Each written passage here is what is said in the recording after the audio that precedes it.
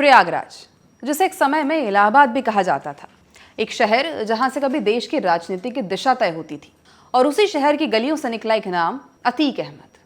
ये कहानी सिर्फ एक आदमी की नहीं है, बल्कि ये कहानी उस सिस्टम की है जहां अपराध और राजनीति की रेखा धीरे धीरे मिटती चली गई। 1962 के एक साधारण परिवार में जन्मा अतीक पढ़ाई में कमजोर था और 10वीं में फेल होने के बाद उसने अपराध की राह पकड़ ली।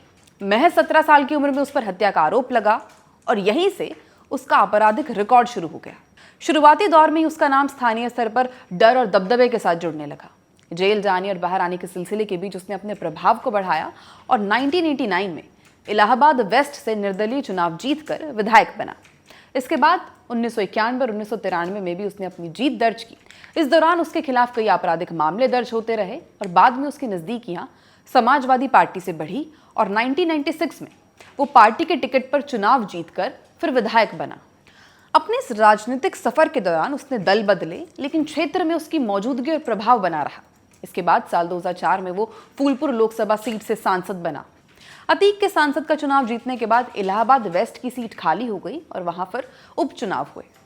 अब इस खाली सीट पर हुए उपचुनाव में अतीक के भाई अशरफ के खिलाफ उसके ही पूर्व सहयोगी राजू पाल ने चुनाव लड़ा और जीत हासिल की।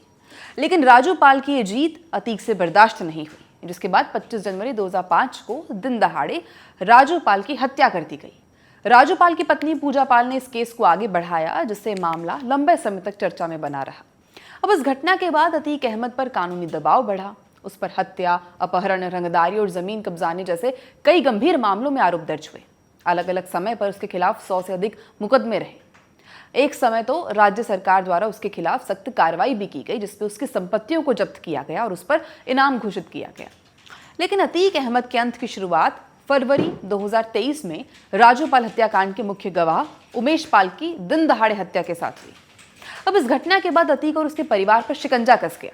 13 अप्रैल 2023 को अतीक का बेटा असद पुलिस एनकाउंटर में मारा गया और इसके ठीक 2 दिन बाद 15 अप्रैल 2023 की रात जब पुलिस अतीक अहमद और उसके भाई अशरफ को मेडिकल जांच के लिए प्रयागराज के एक अस्पताल ले जा रही थी, तभी मीडिया कर्मी बनकर आए 3 हमलावरों ने कैमरा के सामने ही उन पर अंधाधुंध गोलियां चला दी। इस हमले में अतीक और अशरफ दोनों की मौके पर ही मौत हो गई। लेकिन उसके मौत के इतने सालों बाद इस अपराधी का नाम एक बार फिर चर्चा में आ गया और इस बार वजह कोई जुर्म नहीं बल्कि सिनेमा है। हाल ही में आई फिल्म धुरंधर 2 में एक ऐसा कैरेक्टर दिखाया गया है जिसकी कहानी और रसूख सीधा अतीक अहमद की याद दिलाता है। फिल्म में इस किरदार को जिस तरह पेश किया गया है, उसने लोगों के जहन में प्रयागराज का वो पुराना दौर फिर से ताजा कर दिया।